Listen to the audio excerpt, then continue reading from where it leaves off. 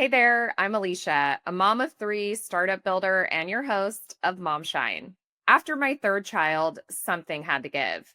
I realized I couldn't keep chasing startup life the same way, so I pivoted, dabbling in new industries as a content creator, and finally launching this podcast I'd always dreamed of, a space dedicated to helping moms like us navigate the endless decisions we're tasked with every day. What I discovered is that sometimes it's just a new perspective or even one small shift that can make a huge difference. The more I dove into conversations with experts and other moms, the better I felt. And that's what I want for you too.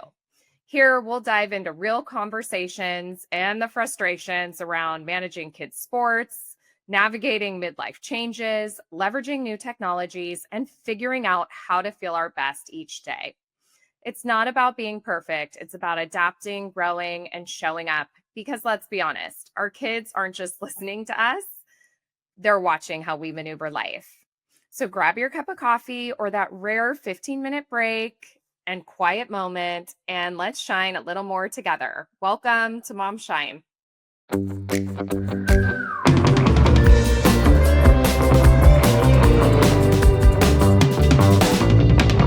Welcome to MomShine, the podcast where we break down life's messiest parts into something more meaningful and a little more manageable.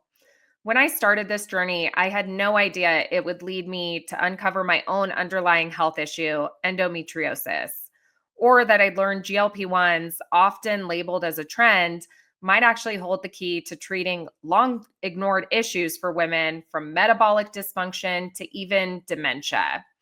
Today, I'm diving deeper into women's health with a true powerhouse, Maimah Karmo.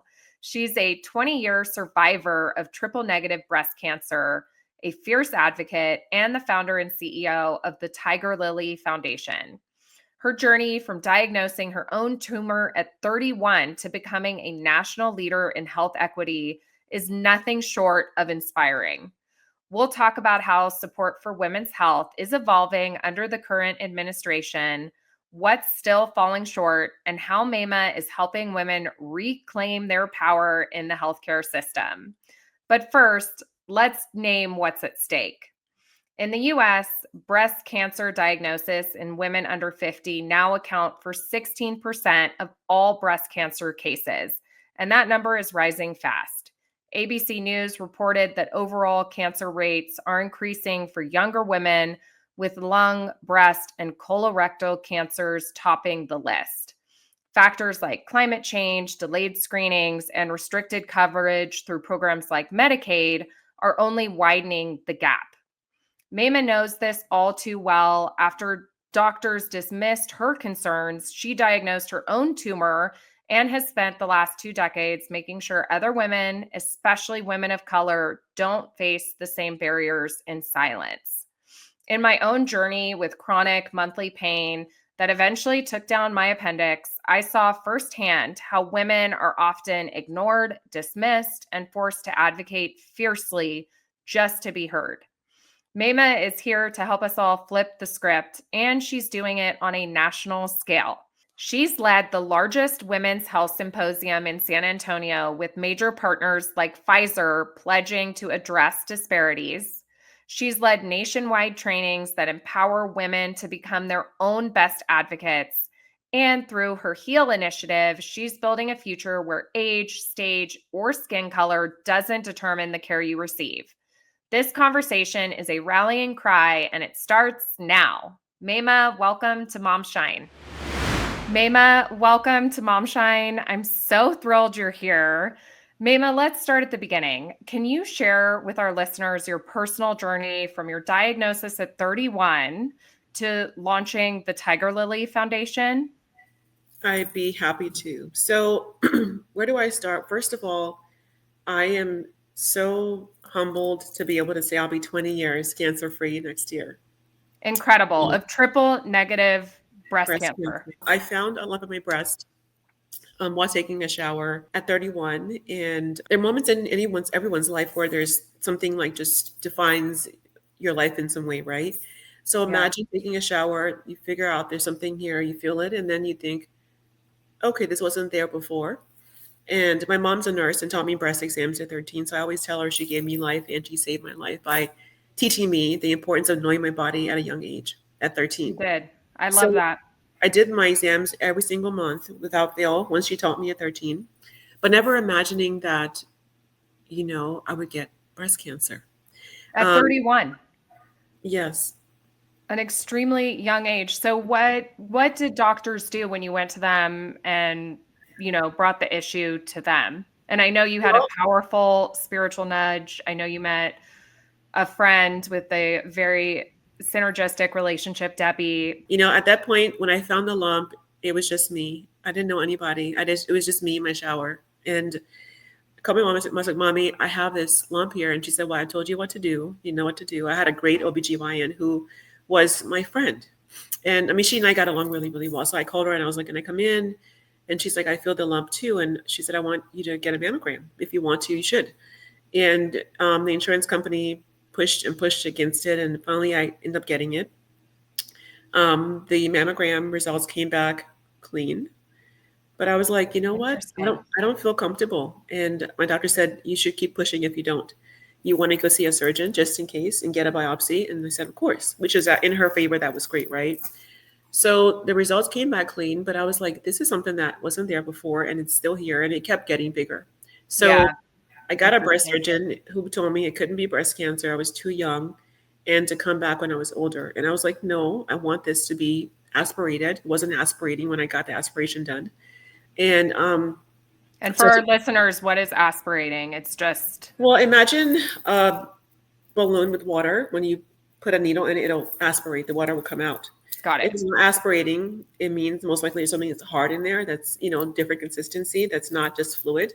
A Yeah, cyst typically isn't cancerous. So if it's a cystic cyst, it would aspirate. The water would drain, whatever fluid it was. Not water, but the fluid.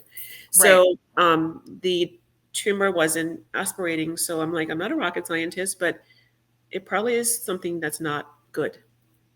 And the doctor was pushing off the biopsy, didn't want to do it. You're wasting my time. You don't have cancer. You don't fit the profile. You're too young. You just had a baby, you have a young child. Like she went on and on and on. But I was like, I want to get the biopsy done. Finally got it done. It came back. The results came back the next day. It was stage 2B, triple negative breast cancer. Um, Wow. and for those who aren't aware, triple negative breast cancer is the most aggressive kind that one can have. At the Yep. time, there was no treatment targeting TNBC at all. So not only did I find the lump, it got dismissed for a long time, but then there was no treatment targeting triple negative breast cancer. Also, the mammogram missed the lump in my breast because at the time they weren't looking at, I had denser breast. Women who are younger and who are Black tend to have denser breasts, which at the time were being missed. I mean, they would miss tumors. So Yeah. the technology was flawed. The policy was flawed, and the doctor who dismissed me was flawed. And then it was like, well, what do you treat me with? And they said, whatever we got. And I was like, okay, I'll take whatever you have. But the likelihood of it being targeted wasn't not very high. The likelihood of recurrence was very high. And Yep. I had no one who I knew, nobody who was my peer, nobody who was Black, brown, white, my age that I could talk to that understood what I was dealing with. So It's a imagine lot that. to deal with, and thank goodness you listened to your gut. You trusted yourself and kept pushing for tests and listened to your body so that you could survive one of the most aggressive cancers. I had a coworker get it, and it's just, you want to catch everything early. I only know one other person who has had triple negative breast cancer who was my age, who was a Black woman I'm friends with that's still alive today that has had no recurrence. Like, so it's a very aggressive and highly deadly type of breast cancer. But the good Yeah. thing is because of people that, like myself and other advocates who have been very vocal, working with companies to make better drugs for patients and put clinical trials out there, there are more trials and treatments for triple negative breast cancer today. But going Amazing. back to being diagnosed, when something happens to you, well, it's a quote by Wayne Dyer I love. The quote says, when you squeeze an orange, what comes out? And when I first heard the quote, I was like, what? Duh, like orange juice. What it Hmm. meant is when you're squeezed, what comes out is who you are. And so, Oh, I interesting. look back at my young self at 31, younger self, and it was a pretty tight squeeze. I was Yeah. much younger. I just began a job. I was driving in have a young child. My career is blossoming. I'm just getting on my feet, bought the first house, all those things. And I'm looking at this rock. I have to push up this hill. The rock is cancer, triple negative, it's fear, it's, what if something happens to me? It's all these things. And Yeah. when things happen to me, I think of things in terms of like, is it going to be, can you use the challenge of this thing as a catalyst, or will you let it crush you? And so my first instinct was, of course, I have to push back, but I was overwhelmed. I didn't know where to start. I didn't know what to do, and just totally like I'm like, how am I going to deal with this? And then I got in the shower, and then I just fell to my knees crying. I lost my hair after treatment. I was bald and lost weight, and I had the scars from my surgery in the port, and I was looking at myself like, what is this? And I went to bed, and I was so angry at God and so scared. Like, I didn't do anything to deserve this, but then who does, right? Right. And I just said, God, if you exist, I want you to show me what to do with this. Because of course I can't ask why me. Maybe I could ask, what can I do with this to help other people? I love that you asked how to be a catalyst and create something good out of something that was so challenging and hard and probably the most vulnerable state of your life. And the Tigerlily Foundation, what came out of something so horrible has now become a national force for change. So tell our listeners about these initiatives and programs that are making a difference for other women now who are struggling with the same issues, getting dismissed, not being heard, and getting cancer at younger ages and rates, with some of those screenings not moving to the younger age ranges. So what are some highlights you're most proud of with this foundation that came out of such a horrible, circumstance? I would say the highlights are that people who will never know who I am, whose lives are going to be changed by the work I did, the work I've done. There are women who will get screenings at 40 or 30 that wouldn't have gotten them 20 years ago. Yep. There are women who will get triple negative breast cancer treatments that were once in a clinical trial setting that, or even before, they didn't even exist, right? So there are women Totally. who get medicines that didn't exist. There are women who will be able to access young adult breast cancer programs to get educated about their risks. That those programs didn't exist before I met Debbie and we began drafting and creating the Early Act. There are And women you told me about Debbie in our pre-interview, but tell our listeners about this meeting with Debbie. Like, what were you doing when you were diagnosed? You said you had started a career you really who loved. I love to fix things and make things better. So the work itself was a lot of work, but I love the fact that I get my client would say, here's a problem, my company, here's our issue we want to fix. How can we help solve for this problem? And they were mostly around women and children in healthcare, interestingly enough. Interesting. So I was still doing my job, but this thing inside me that God had planted there was growing. So my boss was like, you're working at home more, and I just see you're in your car at lunchtime while you're running to meetings. What are you doing? And like, I'm getting my job done, but I was so focused on this idea I had for ways to transform how women who were younger had the right support and services and felt loved and safe and heard and used their voices in ways that I had not yet knew I could, right? Yeah. Or So I heard. was beginning I was not heard. Yeah. Yeah. So I began Tigerlily, and once I asked God to talk to me, it was like all the time. Like I was hearing voices. I'm like, am I crazy? Like this? What is this? What is going on? So I was in bed one night, and in my computer, I was like, I heard this thing's like, open your laptop. I'm like, oh my God, I just went to bed. And I opened up, and there's this invite to this event where Debbie Wasserman-Schultz was speaking. Now, I don't do politics. I didn't know who she was. She is a pretty big deal. She still is a pretty big deal. But I had no Yeah. idea. So the event was, I think it was 8 a.m, and it was in DC. And my daughter's school was the opposite direction of the town.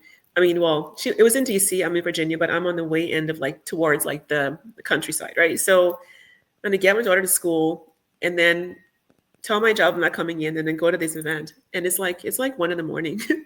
So I loved this story. You're like, I'm not going to go to work today. I'm going to go see this gal and talk to her. I want to go to the work that God put in my heart and soul, not Yeah. the job.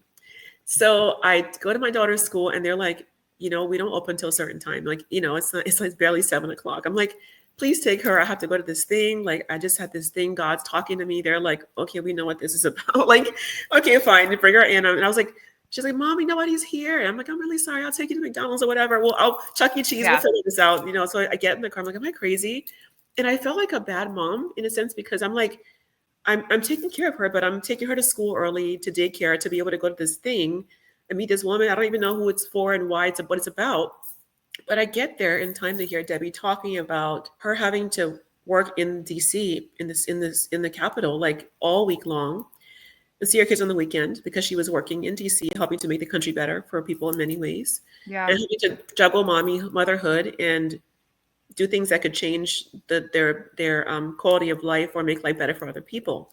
So Yeah. between her family and the legacy of the thing that God put in her heart, to do as another child, another baby. And so I literally sat there and I started crying because there's nobody who could have made me get there except for God. Like this random email that I got, and I saw it in time to get there and walk in. And you're talking about the thing that I was crying about in the car on the way to DC. Am I being a good mom? And the answer I got from God was yes. You're doing the things that would change your daughter's life and make her realize what she too can do and be in her life. You can do the tough things in your life to help her be empowered that when her time comes, she can do things that she thinks are impossible to make life better for other people and create a living legacy. And so I went to Debbie and said to her at the end, thank you so much for what you just said. I don't know who you are. I don't do politics, but your words touched my heart. And she's like, what do you do? I said, well, I have a job doing something else, but I had breast cancer and I began a nonprofit called Tigerlily Foundation. And Tigerlily does work for young women and what's going on. And Debbie's like, stop, come to my office next week. And I'm like, am I in trouble? Like, what did I do? And she's like, no, Wow. I want to talk to you about something. So I was like, okay, what is it? Well, come to my office. So I had her staff members actually they took my card and they emailed me for a meeting with Debbie. So I go home and I'm like nervous and excited. And I'm like, what does she want with me? I don't know what, like, she's this amazing. I Googled her and I'm like, wow. So I was like, well, I'll talk to her about Tigerlily and how she can help me take what I'm doing and make it into some way to help people in some small way, right? Some way. So I get there and she's like, it's okay. Just have a seat. You want some water? I'm like, oh, she's cool. Then while I was sitting there, my daughter's next to me, Mommy, I'm bored. And she's like starting to like get, antsy. And then Debbie, I just sit there and start talking. And she's like, you don't have to explain anything to me you don't have to convince me rather. I've had breast cancer too. And I've been where you are. And I want to do something to really help tell people that's really impactful and really big. What is your idea? And I was like, is this really happening right now? So I say, well, I have in my deck here. She said, send me the email with what your ideas are. And I did. And that conversation became the kind of the framework for the Breast Cancer Early Act. It was just me at the time with no staff. Wow. And Debbie pulled in much bigger organizations that understood, policy and understood statistics and understood all the things that we needed to put into a draft bill. Yeah. So I walk into her office, I think it's a couple weeks later, and it's like all these organizations, like huge organizations are in the room. Yep. And of course, I'm late because I had to come from work in traffic. And I get there, and she's like, sit next to me. And people are like, who is that? So I was like, no one knew who I was. And she's like, this is Maimah. She, we kind of birthed this idea. But all these women came together and brought the thing to life. And I'm saying this to you because you never know the power of your intuition. Debbie calls our relationship birth shared because it's kind of that beautiful spiritual linkage of something that happens at the most unexpected time. Right. And that conversation we had at that event and in her office, which was more than 15 years ago, has reached millions of women. The early act was overseen by the CDC. I mean, once the bill was put in place into Yeah. law. So tell our listeners, when was that put in place and how does it prevent any woman who diagnoses or feels like they have what is the Early Well, Breast the Cancer early Act? act has several things that were put into place. Most of all, young adult breast cancer programs began to be, born in other hospital centers in other communities. And so we saw more people creating young adult breast cancer programs and talking about them. Realized doctors could be wrong when they dismiss women who are younger. So we had campaigns going on. We had ones to educate doctors and young women. We had Wow. began to create high risk campaigns. They began to fund nonprofits that were just doing young adult breast cancer programs, millions of dollars a year. We began to see Amazing. committees that were formed. The CDC oversees committees that I'm on to this day. Well, a committee that I'm on that has subcommittees around healthcare provider education, risk reduction, mental health, survivorship, and all things young women and breast cancer. And so Wow. that work now has been in place for 15 years and reached so many people through programs and funding and policy changes. Even the age of the breast cancer, the level of, I'm sorry, the age at screening has been changed to from 50 to 40 because of the work that people have kind of come behind around these young adult breast cancer And movement. rallied together. So you have taken a challenge, a concern, built an audience around it, built a rally group around it, and actually changed the law. So where is Tigerlily at today, and how under the existing current administration, I mean, I'm sure listeners are so fascinated by what it's like to be a part of the CDC and some of these organizations that we only hear about on the news, but what meaningful shifts in policy or funding are you seeing, especially for younger women, especially for women of color, that you can tell our listeners about? Well, there are a plethora. I mean, the beautiful thing is that there are a lot of orgs now that have been born or been awakened or just kind of began programs for women who are younger and or of color, focusing on health disparities and health inequities, focusing on more clinical trials for people who are, who are like myself, who may not have had treatments targeting them at the time. So there are more Yep. TNBC treatments. The breast cancer screening age has been lowered, which is a huge deal to get women who are younger and have denser breast screened. Yep. There are more policies in place. There's just much more education, awareness, support, and resources that weren't there before. And groups like mine exist because people like me didn't stop talking and screaming and saying, hello, hi, I'm back, me Yeah. again. Well, Um, I was so fascinated in I mean, another interview that women weren't included in a lot of clinical trials, many of which involve cancers. Now, it was breast women and Black cancer. women, yeah. I mean, so the reason why we didn't have treatments targeting triple negative breast cancer is people weren't asking women who were Black and brown to be in those trials.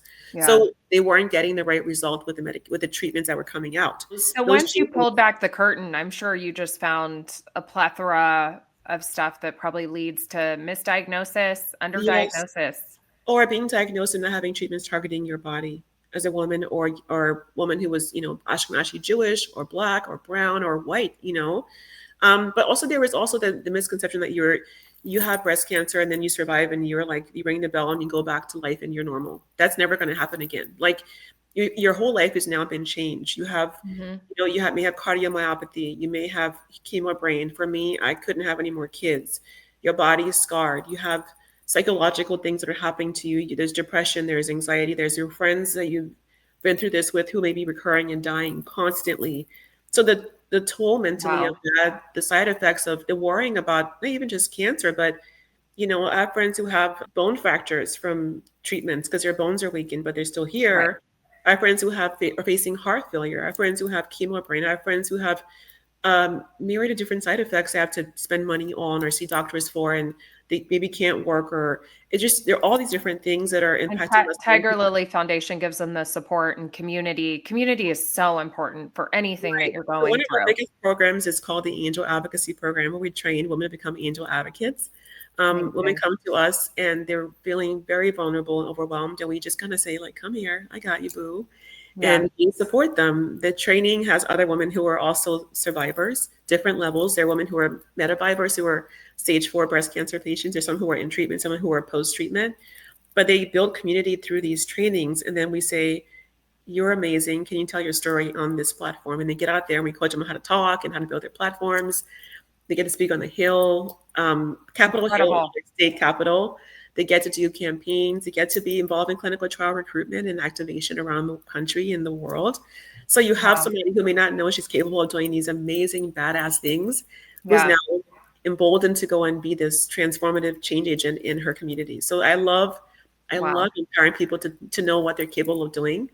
And I feel like the word cancer is so like you hear it and it's like, oh my God. But then there's a, oh my God, I can do these amazing hard things and Yeah. magic things as well. And even no matter what time you have left, you can create a legacy in that time frame and change the world if you want to. With Absolutely. And for those unfamiliar, I learned so much leading up to this conversation about different policies that impact our access to care for many Americans, like 340B. What's going on the Hill right now? Like, what should moms in particular be aware of? So people don't know there's a policy called 340B where they fund hospitals to give money to people who may be vulnerable, whether it's around any color, any race, age, but to give patients wraparound support needs and Yeah. like transportation, meals, whatever they can do, right? Some hospitals take the money and just steal it. They just put it into their own infrastructure. They do what they want with it. So people that are supposed to get the money who are patients never see the money at all.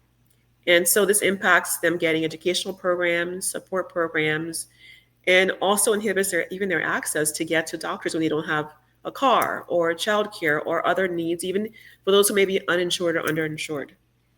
So Wow. people are being literally robbed of their right to access, adhere to, and even maybe in some instances live because of these healthcare systems that steal the money from these programs that are meant to help people.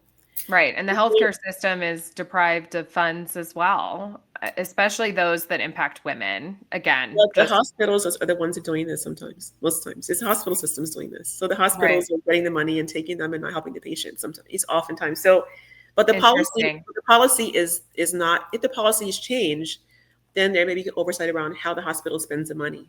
So there are a lot Mm. of good actors out there. Many people are actually good actors. They're good hospitals. They give people money, support, services. They help them with the money that's given to them.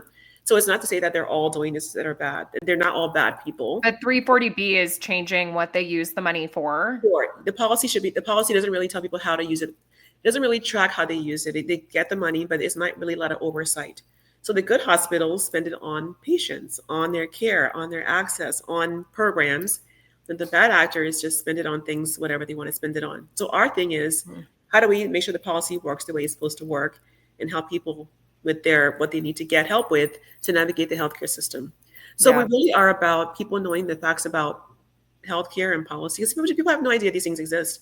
I And but know. And are the policies being brought to your attention through people part of the foundation, or are you we're, finding it out through your we're work constantly on the putting Hill? our feelers out. We're on the Hill Yeah. constantly asking questions, learning, meeting people, meeting lawmakers, meeting with people who are our partners and learning what's happening, Googling. We just always are resolving information. And And then we this is just your full-time job now. Tigerlily, it has to be. It's more than full Yeah. time. Yeah. I mean, to be honest, I actually worked full-time job and other part-time jobs to fund this for the first from 2006 to 2019, so 15 years. Didn't pay myself. I just worked other jobs to make it work because they were Yeah. just getting young women, black women type advocate programs. They were the bigger organizations that were getting a lot of money, but Yeah. they realized, especially during COVID, that those bigger orgs didn't have the relationships and the trust that people like me built being on the ground for 19 years, 18 years. I was Incredible. in the hospitals, in the schools, at the health fairs. People knew to come to people like me who were getting people trained. It wasn't called Angels yet. It was just called something else. But we were out there helping people become empowered about their health and getting trained and getting support. And so when COVID happened, people were like, wait a minute, what are we going to get trusted leaders in the community? And it was like, oh, that girl, where have you been? What do you mean, where have I been for the past, at that time, like what, You 14 just years? kept showing up. You kept We showing up, and just kept that's, I showing think, up. refreshing for moms to hear on the line that it was 15 years, a calling that you were really passionate about, you put in the work, and sometimes that takes time. It takes time to build Sometimes nobody something. sees, no one really, people don't really give you what you deserve. Like the money didn't come right for 14 years. Recognition didn't come for 14 years. You're one of the top in the country didn't come for 14. It didn't come. It came in certain Yeah. ways, but there were other orgs who, let's say when we did the early act, other people had their PR budget was more than my salary 10 times. So they could put out that they Right. were part of this thing. And then no one knows who I am, but I'm the girl that helped to draft it. But I knew that what I was doing, if Goliath's gonna copy David, right? Then David is badass motherfucker, right? Like I'm like, Yeah. you're gonna steal off me, then I feel like I'm David and they're Goliath. And if they want to do that, they can, but also they're doing what I want them to do anyway. Yeah. They're taking the thing that God birthed out of me and they're making it bigger. And if they want to do that, so be it. So there was a duel, it hurt, then it got done. And Yeah. at some point in time, people realized what the truth came out. Like people know who I am and they know how it started and know that I was a little engine that could and kept going. Yeah. Also, my daughter, she saw mommy day in, day out, working a full time job and part time jobs and doing all this at nighttime and just working steadily at it. And Yeah. I would cry, I would get up, I would just keep going. But the way she looks at me, the respect she has for me, and the self respect she has for herself, Hmm. She was my ride or die during that time, and she still is. That I didn't really care about the accolades or who was doing what or give me whatever. I cared about the fact that I had made a promise to God to do something epic, huge. When Yeah. I had no resources, I had no money, no board, no funding. I just said, I'm doing this thing. If you tell me yes, God. And the people that were touched over those years, like when the money came and the people keep looking at me like, oh, there, this woman, then everybody's like, oh yeah, she helped do this, that happened, and I just sat there like, well, yeah, duh, like. I want to talk about your daughter for a second because she's carrying your mission forward. How can we as moms teach our daughters to advocate for their health from a young age? Because it's so important. Well, to your earlier thing, you said keep showing up as a mom. You don't always get the accolades right away. Your kids may not always know what you're doing with that constant, like, this is what we're doing, this is why, this is, but you keep showing up in the same way consistently over time. And you tell your kids health is about legacy.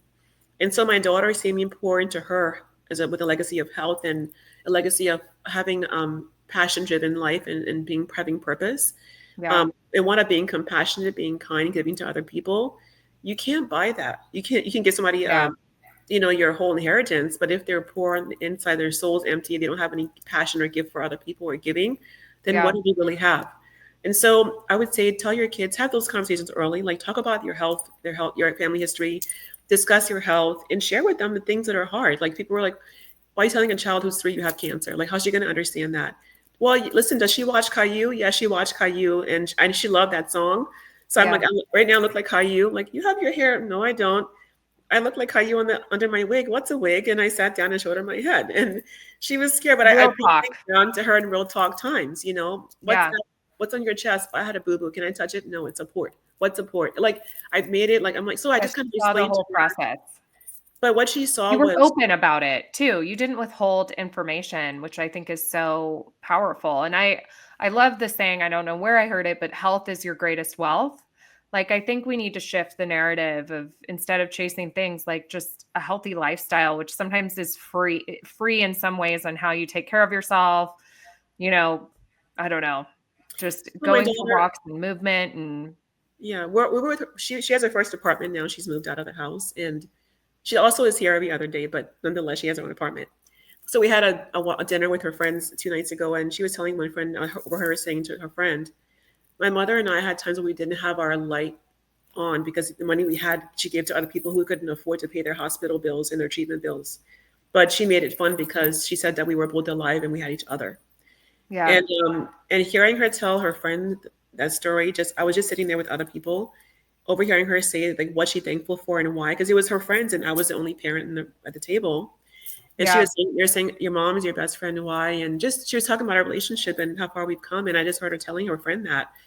I And love I that story. remember that story from when she was, 4 or 5, and I was building Tigerlily, and people were coming to me because people were hearing about the foundation. They coming for support, and I didn't have money, but I'm like, this person can't pay for their ride to Johns Hopkins, or this person isn't working. Maybe how can I help? And well, the light, maybe I can push the bill a little bit longer. They might not turn it off, and they did once or twice, but somebody Yeah. got what they needed, right? Like her knowing that sacrifices matter for other people to get what they need sometimes. And at the end of the day, if your heart is doing the right thing, it's that's what's good and Yeah. true, right? Like that's what I wanted to raise my child to be like, to be kind. That's the biggest legacy, health and a And heart, presence. heart of helping other people. Yeah. And your presence with her. I had another mom bring up a story she was humiliated about. She had to drive on the other side of town in LA to a movie theater. It was the only one she could afford. And she, kind of blocked the memory out. And it was one of the things that her daughter remembered as she grew older. She loved going to that movie theater that she thought Yeah. like her kids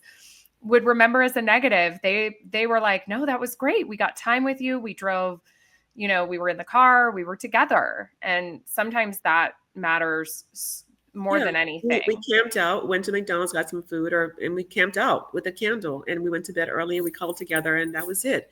Yeah. And to this day, we're so close. My neighbor who's next door, like they laugh because she's home every other day, even though she lives, in an apartment, because we're best friends. Because she's Yeah. seen the girl I was, and she's almost that girl's age now. She's 23 almost, and I'm further away from 31 than she is 31, but she's becoming that girl even more. And she's works for me now full time. She runs our young adult program. She runs Wow. our college outreach programs, and she's going to become a doctor to help kids who have special certain needs and around mental Incredible. health. So I would tell any mom listening that, you're doing good. You're doing good. Just give your child all the love you can. Yeah. Give them your presence, give them your heart, and just pour into them with everything you have, and pour into yourself as well. So my Yeah. daughter, we have this thing where I always be like, okay, tonight this is grandma's weekend. I mean, go to grandma's house for the night or 2 nights. So I can go get some rest and go out with my friends. So I was with her, but I always took time to restore myself, replenish myself. So Yeah. now this Good. Because it's health so also important. putting your mask on first. Yeah. So we had a really good mix, a blend of both. And so she's best at taking care of herself now. She's like, she gets massages, she gets her nails done. She will be like queen of sleeping in on the weekend because she wants to, because she knows that Because her she health saw you depends on it. practice self-care. I Exactly. think that is important. So like working hard, getting it done, practicing self-care, teaching them all the values that you live by. You referenced Dr. King's quote in our talk too, what affects one affects all. What would you love to see all women and allies do to improve our collective health future? Well, at the end of that quote, it says, I cannot be what I ought to be if you're not what you ought to be. That's the interrelation of reality. So if I can't be the best I can be if every woman out there isn't getting what she needs to be getting, because Yeah. we're all connected. And so that's what I always end with. Like, I can't be fully happy if my sisters out there, every color, every gender, every age, every background, isn't totally equitable in getting what she needs and Yeah. becoming her best self. So my goal is to pour into women and girls best I can to help them be happier, healthier, wholer, if that's a word, and just really embrace a life of being present to the moment and being intentional and having all they can have in this lifetime. It's just one life we get to live, and just kind of like, Really. just drink the soup, drink it up, pour into a bowl, and just drink the best of it, and let that joy spill over. I want that for all women, and to have what my daughter and I have had. We've had such a wonderful, amazing 20 years of time together, and more to come. And I want that for all women as well. I love that. And I love that you have a friendship. I'm trying to do the same with my daughters and I just loved this entire conversation. So many good tips for women, advocating, listening, finding support, supporting other women who aren't getting their support. So finally, what's the best way for our listeners to support and get involved with Tigerlily Foundation? Our website is tigerlilyfoundation.org. So it's Tiger, Lily, foundation.org. Instagram is tigerlily_foundation. And my Instagram is Maimah Karmo, Maimahkarmo. You can volunteer, you can donate, you can share the word, and you can show up and become an angel advocate, and Love also this. become your best advocate. Maimah, thank you so much for sharing your insights and experiences. I think for all women out there, we don't feel alone and we feel like we can have a voice and come together to really advocate for women's health in the future. Your work is truly amazing and making a difference. So thank you so, so much. Thanks for having me. Maimah, thank you for being here and showing us that advocacy isn't just for experts. It starts with listening to our own bodies and believing we deserve better. Here are a few practical takeaways. Write to your local representative to protect access to rare disease treatments. Learn about 340B and how it could directly affect you or someone you love. Sign up for a free advocacy training program through Tigerlily. You can become an angel advisor as well. It's super easy. And join or create local communities to stay informed and raise your voice. Personally, I'm part of a group in Marin called Wonder Women. And those dinner conversations have become one of the most impactful ways I stay grounded, connected, and informed. Whether it's policy, parenting, or just making it through the week, these communities matter. Let's stay curious, let's stay vocal, and most of all, let's keep showing up for ourselves and for each other. You can find a full recap of today's conversation, including advocacy links and additional resources over at momshine.co. You can catch the video version of this episode up on YouTube. And if it resonated for you, please share it, leave a review, and keep the conversation going. Thanks so much for listening to MomShine, and we'll see you next time.